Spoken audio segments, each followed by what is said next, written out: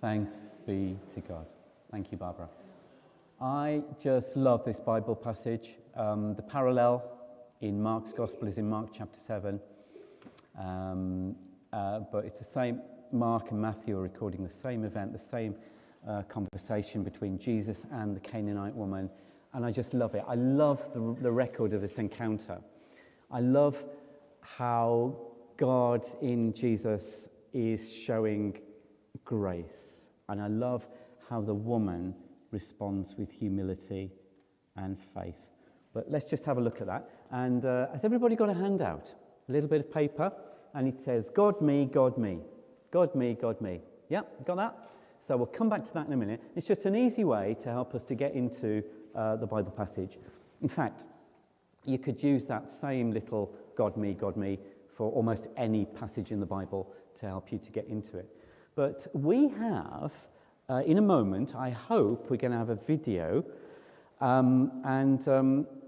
If you are under the age of 12,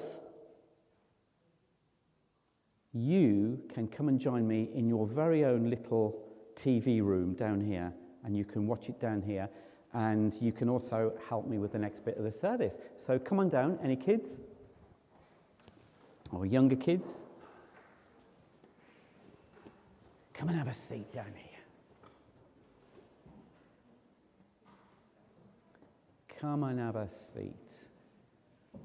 Well done. You can have a seat down there. Best seat in the house. Make sure you can see the TV. Who's that on the TV? Queen Elizabeth. Queen Elizabeth. Which one? The third? The fourth? The second, yeah. I always get that wrong. Queen Elizabeth II. She's the Queen. Brilliant. Okay, let's see if this video works. Roll VT, as they used to say in 1952.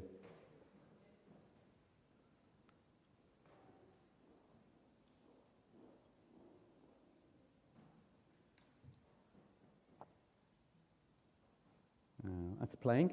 Some volume on the desk. Is the Mac switched on, the volume?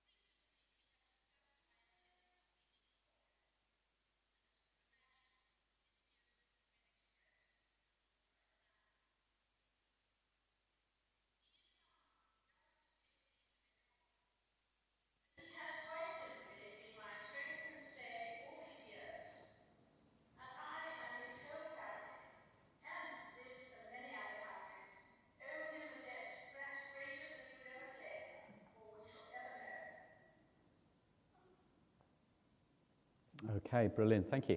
So that was the Queen and a bit of a summary of her life.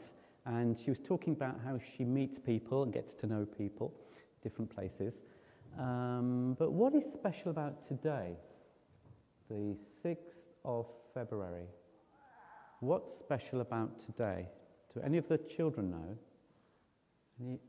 I'm going to have to go to the adults. If children don't know, what's special about today? Margaret?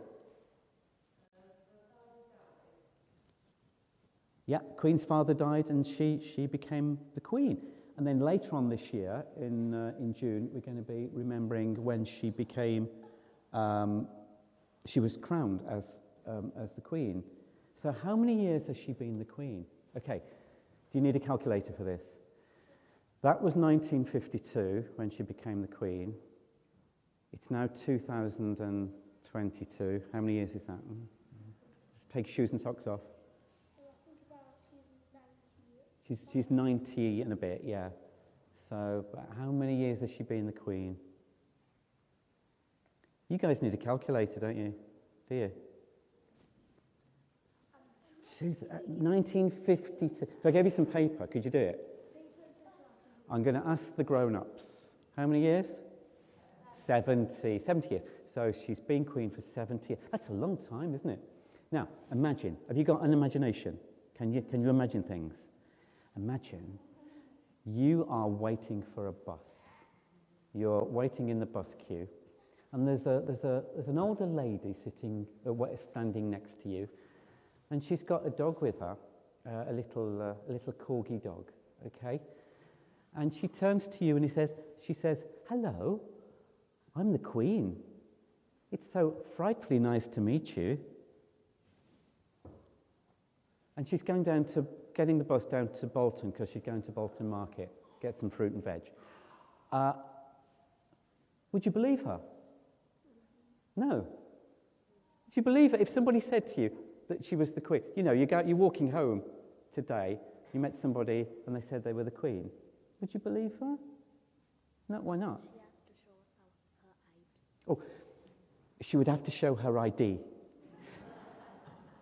Why not? Does the Queen have ID? I probably believe it. Because the Queen specialises in corgis. She specialises in corgis. Good point. Actually, corgi Dachshund crosses. But yeah. And there's a reason I wouldn't believe it too. She probably would have bodyguards. She'd have bodyguards, wouldn't she? Yes. That wouldn't let you get anywhere near, apart from when she's doing audiences. So maybe she's the Queen, but it's unlikely, isn't it? I do have a theory, actually, that sometimes the Queen, she puts on her hat and coat and those dark glasses she wears occasionally and sneaks out of Windsor Castle, and because she's got a free bus pass now, you know. And sorry, Your Majesty, if you're live streaming this into Sandringham, and she comes up to Bolton. I don't know, but okay. Let me give you another one. You're standing at the bus stop, okay, waiting for a bus, and there's this guy who's wearing a long kind of robe, his long hair, so stereotypical, and he's wearing sandals, and he turns to you and says, "Hello, I'm Jesus." You knew I was going to say that, didn't you? Yeah. Would you believe him? No, why not? Because Jesus? Oh, because he's gone up to heaven now. Yeah, okay. And because when Jesus comes back, good point, at the end of the world. So there's all those kind of good theological points. They're very well trained at this church, aren't they? And but let me make it a bit easier for you. If you got into a TARDIS and went back in time 2,000 years and a bit, and you were in, say, Galilee somewhere, around where Jesus lived, and you were standing in front of this person who was saying that they were Jesus, how could you be sure it was Jesus? How could you be absolutely sure it was Jesus who was there? He has to check his pulse. Change his? He has to check his pulse because he got nailed onto the cross. Oh, good point. You'd have to check his pulse because he got nailed to the cross. Wow, my head's spinning now with all this theology. Yeah, so I think he probably had a pulse when he was alive, yes, because he was alive, wasn't he, when he was resurrected. And then Fliss, yeah. You could act, how Jesus, in the Bible it said Jesus could walk on water. Oh, he could walk on water, and that would prove it. So like bring him to the sea, Yeah. and then push him, and then Push him into the sea. and then he won't fall in if he can I think there are signs at swimming baths saying you shouldn't do that, but good point, Will. Yeah, but could you walk on water? Yeah? Because everyone know that Jesus has come back to life because people know. Yeah.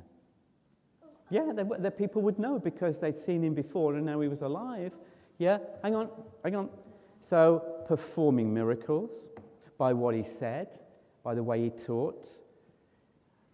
And he spoke with authority. He could do things and say things that nobody else could say.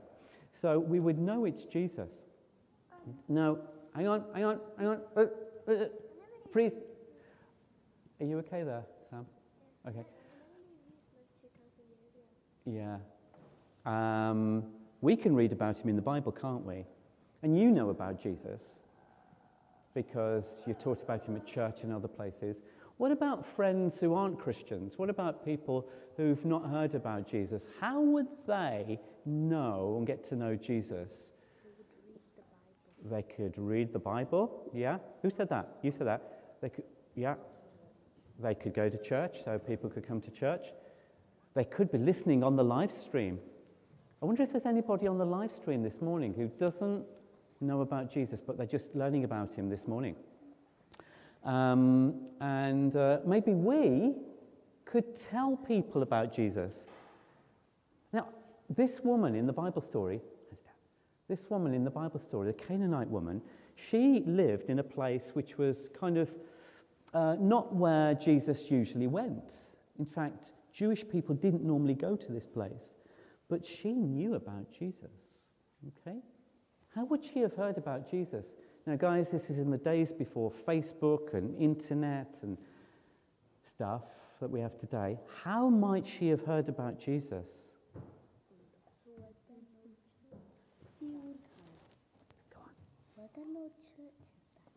No, not really. No churches then. There were things called synagogues where people might have gone, but they weren't teaching about Jesus, not yet.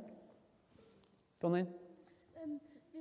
They'd probably find out about Jesus because probably like he has like 1,000 disciples, and then he fed the like 5,000. Yeah.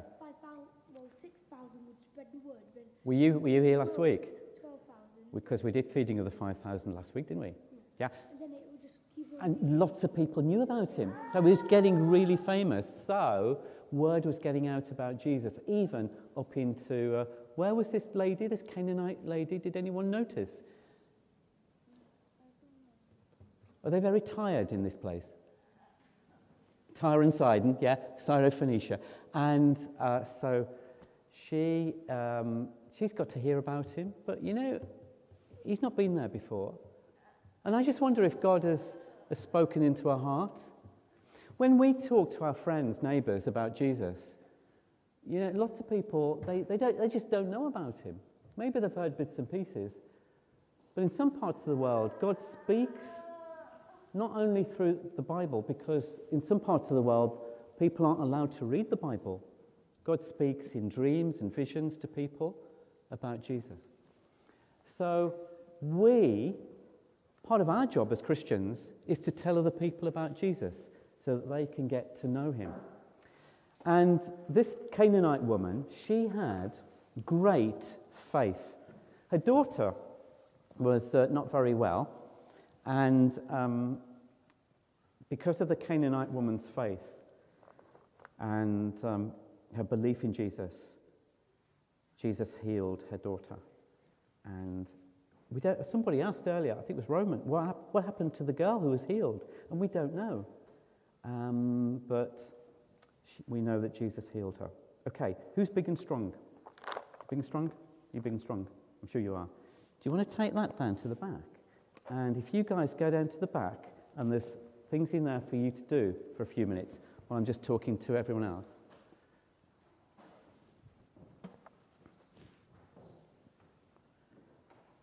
So the identity of Jesus, she knew, this is the weird thing, she knew that he was the son of David. Now that's a very Jewish thing to know for somebody from a non-Jewish place. You are the son of David, she says. You are the Lord, the son of David. And the son of David means you're the Christ, the Messiah, the person that we've been waiting for hundreds of years. That's very Bible-speak, Old Testament-speak Jewish language. Where did she get that from? But she seems to know. And she also knows that, as well as Jesus being the king, she also knows that he can heal her daughter. And she's distraught, isn't she? She has such compassion, such love for her daughter. She wants her daughter to be healed. And she knows if only Jesus will say the word, her daughter will be healed. And he does, in the end, heal her daughter. But not quite yet. Did you spot that? Doesn't get there straight away. The next box is the me, my needs. We all have physical and emotional and spiritual needs. Or to put it in another way, we're all broken and we need to be mended. We're all broken in some way. And we all have hurts, and we all have things that make us unhappy, and we all have things that we're struggling with. And maybe that's you this morning, you're really struggling. And God uses our struggles and our dark times to bring us closer to him. He uses the good times as well, and the times that we celebrate.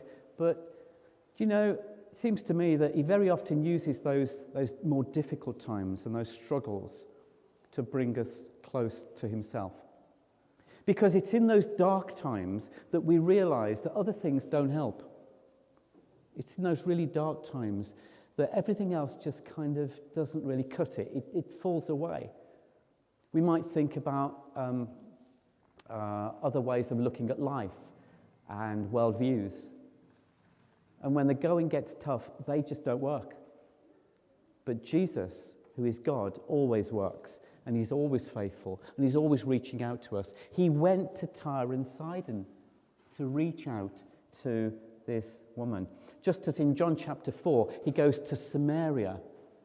Didn't have to go to Samaria, but he said, in John's Gospel, he says, Jesus had to go to Samaria, and he met the woman at the well, and he changed her life. 2 conversations with women, which are life-changing. Jesus reaches out to us in our need. He meets us where we are. We don't have to work our way up to him. He will meet us where we are, if only we are open to what he wants to do in our lives. And then the next box, God. Oh, just before I move on, we're going through in our home groups and various other groups, mission-shaped living at the moment. And in mission-shaped living, next time, session 4, it's about compassion, and it's about not just going out with words, but going out with love in action, as it were, and making a difference in people's lives with our actions. Meeting people in their physical and emotional and spiritual needs. Third box, God. Well, Jesus is on a mission. So we've already seen something about Jesus' identity, tells us about God. Now we see Jesus' mission. Why did he come to earth? Why is he here? He comes to rescue all people who will turn to him. Even people in Tyre and Sidon, like the Canaanite woman, even most unlikely people like you and me. He comes out and meets us. And he leads us home to be with him in paradise. Now, look at verse 24. He said, I was sent only to the lost sheep of Israel. This woman is being persistent, this Canaanite woman. And the disciples say, Lord, send her away. And he says, well, Actually, I was only sent to the lost sheep of Israel. And technically that is correct. During those 3 years of his public ministry, he only goes to Israel. He doesn't go up into, he doesn't come to Bolton or to anywhere else. He takes the good news to the people of Israel, and they mostly reject him. But you get in Matthew little glimpses of how the good news of Jesus is not just for Israel. You get it in chapter 1, in the family tree of Jesus. Rahab and Ruth, non-Jews, included in the family tree of Jesus. You get it in Matthew chapter 2. Who are some of the first people to meet Jesus? The Magi from the east follow a star and come to him. You get it right at the end of Matthew's Gospel, Matthew chapter 28, and Jesus says that the disciples are going to have the power by the Holy Spirit, and that they are going to be his representatives. He commands them to go and make disciples of all people, all nations. So throughout Matthew's Gospel, we're told that the kingdom is not just for Jewish people, but in Jesus' ministry, by and large, he only goes to Jewish people, with one or two exceptions. And this is one of them. And actually, it says he withdrew to that place, and the Canaanite woman came and found him. So Jesus' mission is to all people. And he uses us as part of that mission to take the good news of himself out, even to the most unlikely of people. Who is on our minds that we would really, really love to see get to know Jesus better? Maybe you're in church this morning, here in Deane Church, or you're joining us on the live stream, and you would really love to get to know Jesus better. You'd really love to see healing in your life, whatever form that takes. Who's on your mind? Maybe you're on your mind.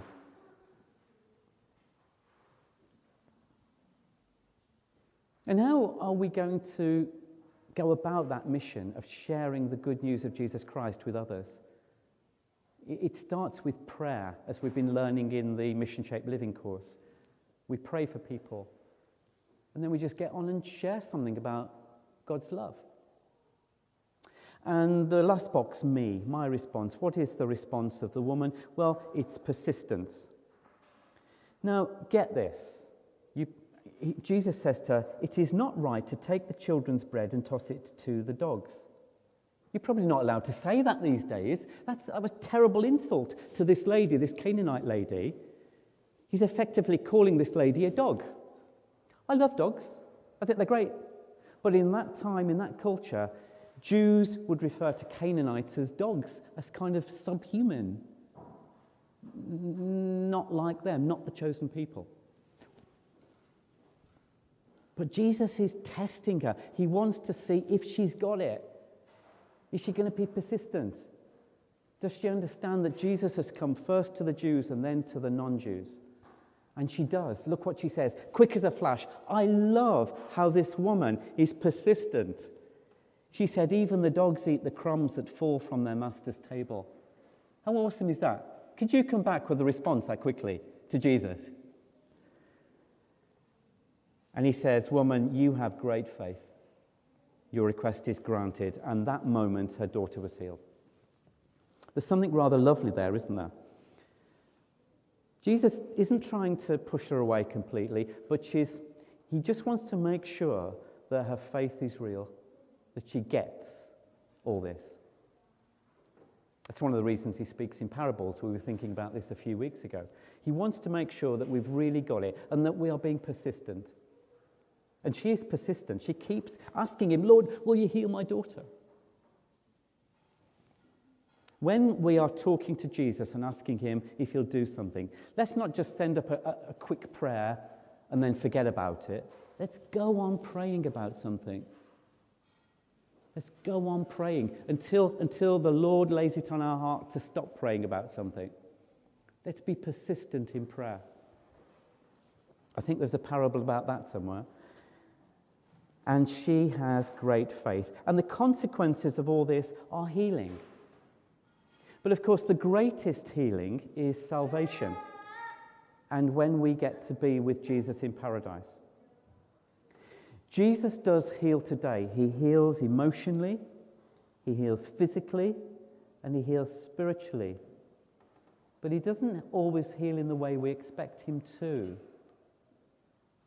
Usually, he heals in a far more spectacular way, a more spectacular way than we could ever dream of. But the greatest healing is to be in his family, adopted by him into his family, and to be with him in paradise forever. Isn't this encounter with Jesus really special and lovely? And what does it teach us about God's grace and about the humility and the faith we need to show as we get to know him? Let's pray. Father, thank you for this encounter and Matthew recording it here for us. As we go on from church this morning, on from the service if we're on the live stream, help us to get to know Jesus better. And may that relationship with Jesus make all the difference in the world and in eternity.